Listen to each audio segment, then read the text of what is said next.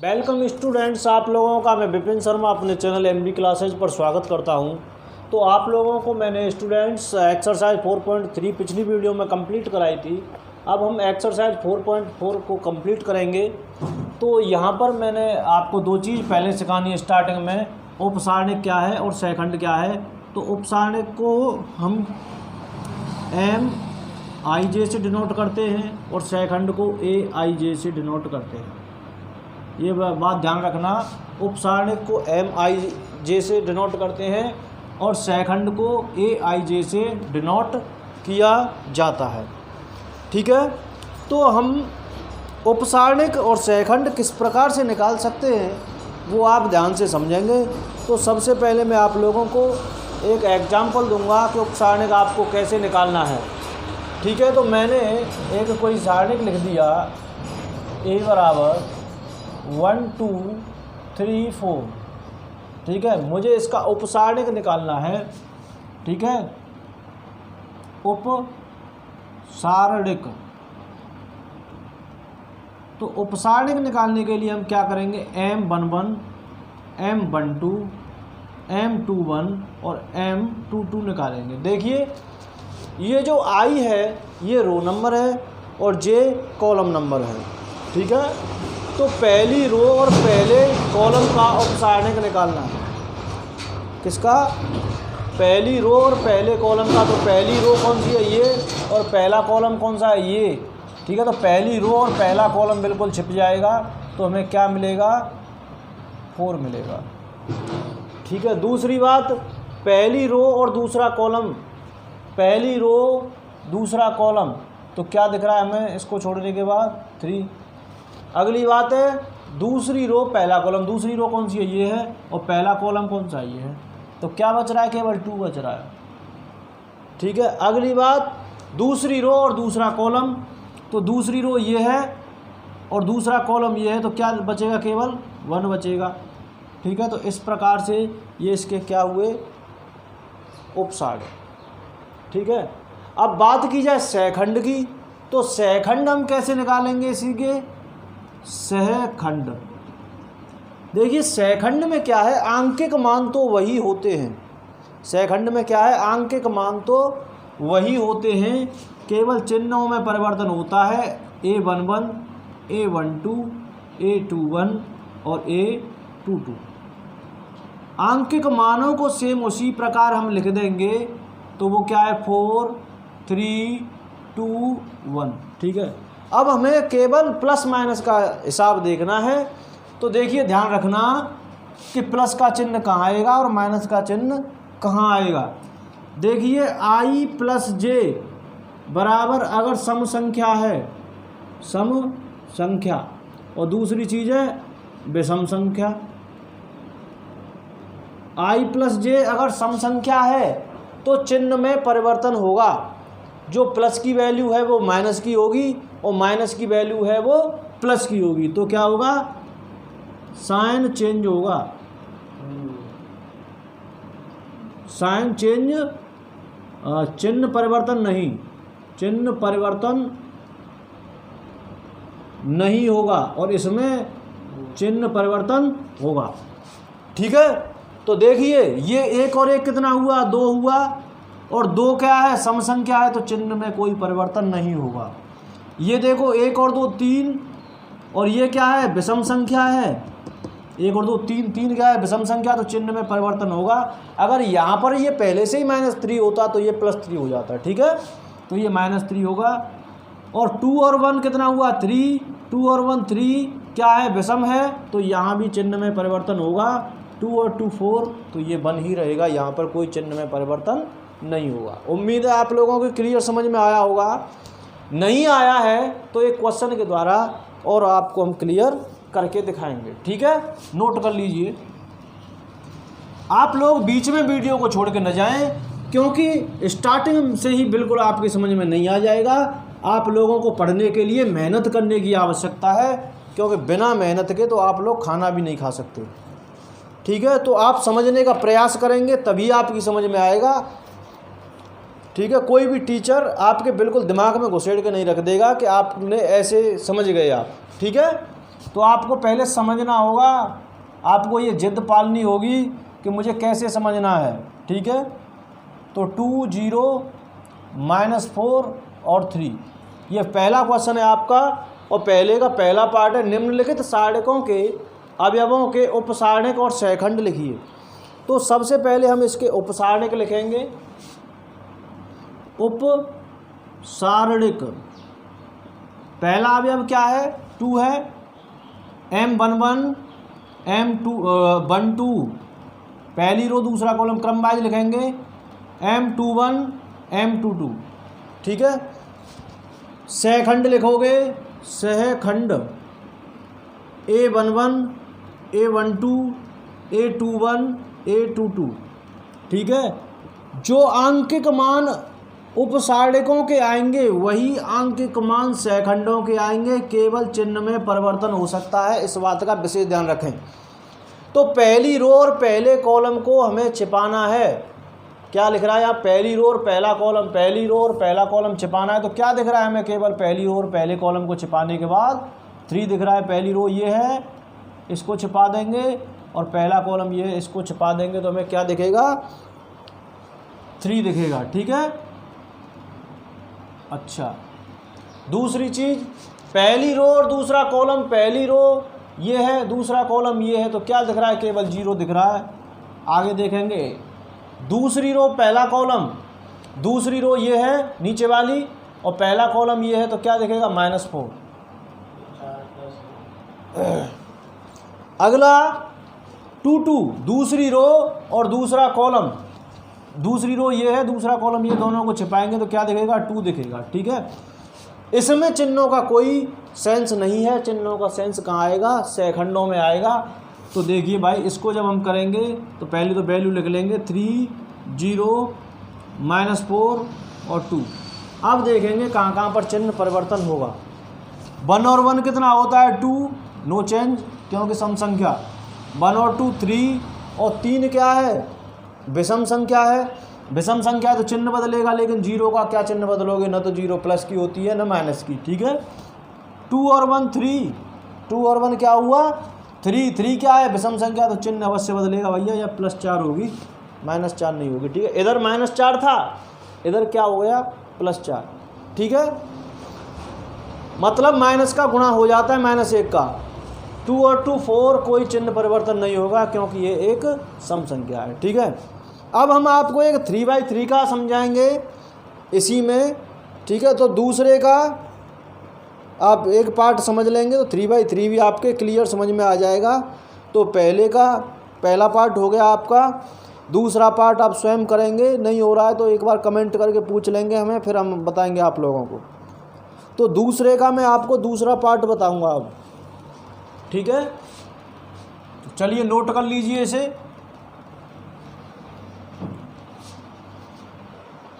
तो question number 2 का हम सेकंड पार्ट आपको यहाँ पर करा रहे हैं। फर्स्ट पार्ट आपको करना है इसी की तर्ज पर, ठीक है। तो पहले हमें क्या निकालना है? उपसारणिक निकालने हैं, उपसारणिक। और क्या निकालने हैं? उपसारणिक के बाद सहखंड भी निकालने हैं, सहखंड। तो देखिए, जितने अवयव होंगे उतने ही, तो जितने अवयव होंगे उतने ही क्या होंगे? उपसारणिक होंगे, उतने ही सहखंड होंगे। तो इसमें कितने अवयव हैं? 3/3 की है। तो अवयव कितने होंगे? 3 × 3 9, तो 9 ही उपसारणिक होंगे। वो क्या होंगे? देखिए, ये क्या है? M11 M12 M13 11 12 13, ठीक है। M21 M22 M23, ठीक है। अब इधर देखोगे, 2 के तीनों हो गए। अब 3 का पहला, 3 का दूसरा और 3 का तीसरा, ठीक है भाई। तो M11 पहली रो और पहला कॉलम छिपना है इधर।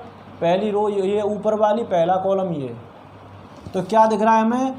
5 -1 1 2, M12 के लिए क्या करना है, पहली रो और दूसरा कॉलम, पहली रो ये, दूसरा कॉलम छिपेगा, तो 3 - 1 0 2, 3 - 1 0 2, 1 3 पे अगर बात की जाए M13, तो पहली रो तीसरा कॉलम ये और ये छिपेंगे, तो 3 5 0 1, 3 5 0 1, ठीक है।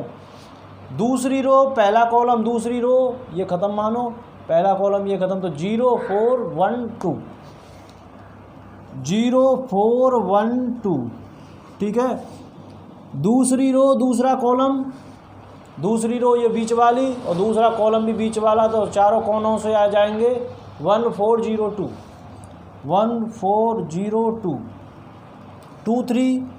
दूसरी रो तीसरा कॉलम, दूसरी रो कौन सी, बीच वाली, तीसरा कॉलम लास्ट वाला, तो क्या बच रहा है 1 0 0 1, 1 0 0 1, ठीक है। अब इधर आओगे 3 1, तीसरी रो पहला कॉलम, तीसरी रो कौन सी है, ये पहला कॉलम कौन सा है ये, तो 0 4 5 -1, 0 4 5 -1, 3 2 3 2, तीसरी रो दूसरा कॉलम ये बीच वाला कॉलम 1 3 4 -1, 1 3 4 -1, 3 3, तीसरी रो तीसरा कॉलम, तीसरी रो तीसरा कॉलम 1 0 3 5, 1 0 3 5। अब इनकी हम वैल्यू निकाल लेंगे, तो इसकी वैल्यू क्या आएगी, 10 + 1 11, ठीक है।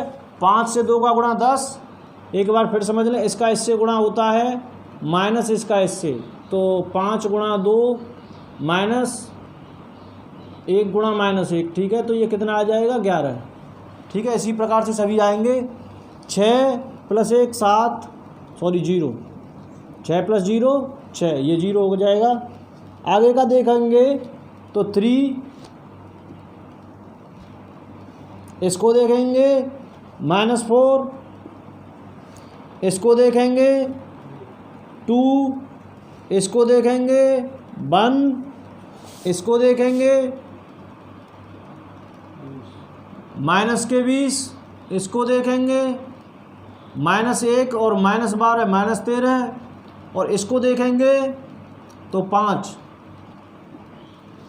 ठीक है। क्लियर आपकी समझ में आए होंगे। ये पहले मैंने आपको खोल के दिखा दिया, अगर खोलना नहीं जानते हैं तो सबसे स्टार्टिंग की वीडियो को जाकर देखें, तो और ज़्यादा बेटर समझ में आ जाएगा, ठीक है।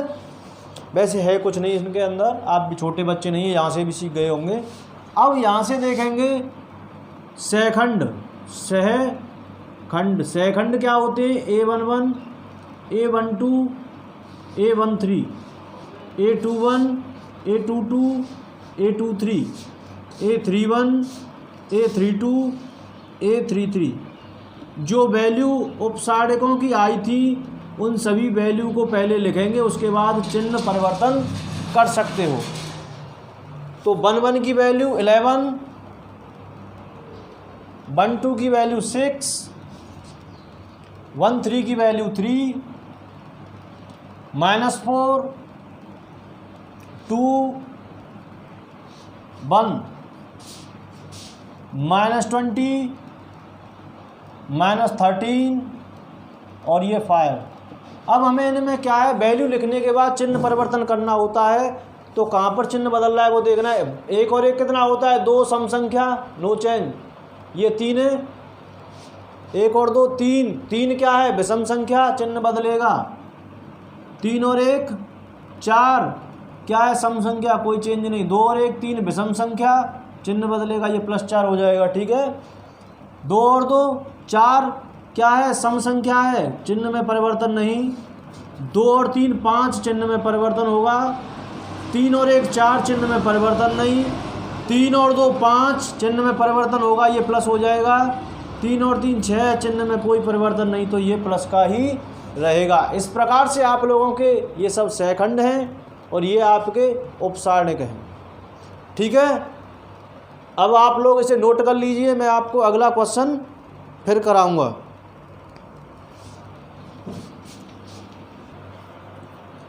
इसी क्रम में आप लोगों का तीसरा क्वेश्चन है, द्वितीय पंक्ति के अवयवों के शेखंडों का प्रयोग करके डेल्टा का मान ज्ञात कीजिए। ये आपका तीसरा क्वेश्चन है। इसी प्रकार से आपका चौथा भी करना है आप लोगों को। तो डेल्टा इक्वल टू दे रखा है 5 3 8 2 0 1 1 2 3। ठीक है, तो दूसरी पंक्ति के शेखंडों का प्रयोग करके इसका मान ज्ञात करना है, मतलब इसको खोलना है। ठीक है, दूसरी पंक्ति कौन सी है? ये वाली पंक्ति है। ठीक है, इस पंक्ति के हिसाब से इसे खोलना है। तो पहले मैं चिन्ह आपको बता दूं, plus minus plus minus plus minus plus minus plus. अब आपको वो किसी भी पंक्ति के सापेक्ष खुलवाए तो इन चिन्हों को ध्यान रखें। ठीक है, ये ऐसे भी प्लस माइनस प्लस, ऐसे भी प्लस माइनस प्लस होते हैं। ठीक है, अब देखिए दूसरी पंक्ति के सापेक्ष खुलवा रहा है इसको, तो डेल्टा बराबर क्या हो जाएगा? -2 प्लस 0 और -1। ठीक है, जिसके सापेक्ष खुलवा रहा है उनको लिखेंगे, या माइनस का चिन्ह था तो मैंने -2, प्लस 0 का है तो +0 और -1 है तो -1। ठीक है, अब जिस अवयव को लेते हैं उसकी रो और कॉलम दोनों गायब हो जाते हैं। तो ये वाली तो रो चली गई और ये वाला कॉलम चला गया, तो क्या बचा? 3 8 2 3 3 8 2 3। ठीक है, अब 0 को लेंगे तो ये वाला और ये वाला, तो 5 8 1 3 5 8 1 3। ठीक है, अब बात है अगली -1 की।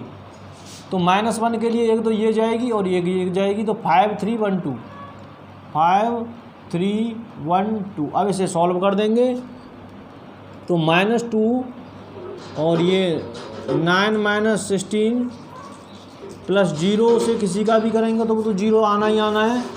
-1 × 10 - 3। ठीक है, इसे जब खोलेंगे आगे, -2 × 16 से 9 गया तो -7 माइनस, अब ये 10 में से 3 जाएगा तो 7। ठीक है, तो ये क्या हुआ? 14 - 7 तो क्या रहा? 7। इसी प्रकार से आप लोगों को इसका चौथा क्वेश्चन भी करना है। वो तीसरे कॉलम के सापेक्ष बोल रहा है, तो मैंने आपको बताया जो भी अवयव ले रहे हैं उसकी रो और कॉलम दोनों जाती हैं, तो ये प्लस माइनस प्लस से इस प्रकार से होगा। ठीक है, इस कॉलम के सापेक्ष खोलना है आपको चौथा क्वेश्चन। अब देखिए, आप इसे नोट कीजिए, मैं आप लोगों को अगला क्वेश्चन फिर आपको बता रहा हूँ। तो देखिए क्वेश्चन नंबर 5 दे रखा है, डेल्टा बराबर ये दे रखा है। तो इनमें से ऑप्शन पूछ रहा है कि ये किस रूप में लिखा जा सकता है। तो ऑप्शनों से हम चेक करेंगे कि ये कौन सा सही है इसमें से। तो दे रखा है A11 A31 plus A12 A32 plus A13 और A33। क्या ये सही है या गलत है, पहले इसे हम चेक करेंगे। तो देखिए, ये जो स्मॉल a है वो अवयव का क्रमांक बता रही है, और जो बड़ी a है वो किसका बता रही है? शेखंड का। ठीक है, जो छोटी वाली a है वो किसको बताती है? छोटी वाली a बताती है आपका अवयव का नंबर, कहाँ कौन सा अवयव है, और बड़ी a किसका बताती है? शेखंड को बताती है। ठीक है, तो A11 की अगर बात की जाए तो ये A11 A12 और A13 तीनों हैं, इसी क्रम में हैं। और जब ये इसी क्रम में है तो यहाँ से आप चेक करके बता सकते हो कि ये सही है या गलत है। तो देखो, पहली रो के सापेक्ष इसे हम जब खोलें तो डेल्टा बराबर क्या होगा? A11 माइनस A12 और प्लस A13। ठीक है, इनके जो अवयव हैं वो आ जाएंगे। अब तो देखिए, ये गया और ये गया, ये गया और ये गया, तो क्या बचा? A22 A23 A32 और A33। ठीक है, अच्छा दूसरी चीज़, अब ये A12 है, क्या है? A12। तो देखो पहली रो जाएगी, दूसरा column A21 A23 A31 A33, ठीक है। अब तीसरा वाला A13 पहली रो, तीसरा कॉलम A21 A22 A31 और A32, ठीक है। अब जब हम इसे चेक करेंगे तो ये क्या होता था, A22 A23 A32 A33, देखो ये वाली पूरी दबी थी, तो मतलब ये A11 है या नहीं है, क्या है ये A11 है, तो ये क्या है A11 इंटू A11, ठीक है। A11 का अपसारणिक है भाई, पहली रो दब रही है और पहला कॉलम दब रहा है, तो क्या है A11 है। माइनस प्लस का और चेक कर लेंगे केवल, तो माइनस प्लस का कब चेक कर सकते हो, जबकि ये इन दोनों का जोड़ कैसा आना चाहिए, विषम आना चाहिए। ये सम आ रहा है तो बिल्कुल ठीक है। माइनस A12, अब देखोगे इसे, पहली रो दूसरा कॉलम, पहली रो दूसरा column A21 A23 A31 A33, ठीक है। अब बात की जाए, ये क्या है, माइनस A12 है, क्यों कि इधर चिन्ह बदलेगा भाई, ये M12 है, M12 है, लेकिन इन दोनों का जोड़ करेंगे तो क्या आ रहा है, विषम संख्या, तो ये क्या है, विषम संख्या है, तो चिन्ह बदलेगा, माइनस आएगा। प्लस A13, अब इसे ऐसे ही निकालेंगे तो ये भी क्या है, A13 ही है, क्या है, A13 ही है, ठीक है। तो क्या ये हो सकता है, ये भी माइनस आ रहा है, नहीं प्लस ही रहेगा, ठीक है, क्योंकि दोनों का जोड़ क्या है, एक सम संख्या है। तो क्या ये इस ऑप्शन को मैच कर रहा है, इस ऑप्शन को मैच कर रहा है, नहीं कर रहा। जब इस ऑप्शन को मैच नहीं कर रहा है तो ये पहला वाला ऑप्शन गलत है। इसी प्रकार से आप सभी ऑप्शंस को चेक करेंगे तो जो ऑप्शन नंबर डी है वो इसमें बिल्कुल एक्यूरेट बैठेगा, ठीक है, और बाकी का कोई भी ऑप्शन ठीक नहीं बैठेगा। अच्छा, अब क्या है, आप लोगों को बहुत सारा रिवीजन करना है, हार्डवर्क करना है, और इससे आगे हम आपको एक्सरसाइज 4.6 अगली वीडियो में कराएंगे। तब तक के लिए आप कंटिन्यूअस मेहनत करते रहिए। अगर वीडियो अच्छी लगी है तो वीडियो को लाइक कीजिए, शेयर कीजिए, चैनल को सब्सक्राइब कीजिए। धन्यवाद।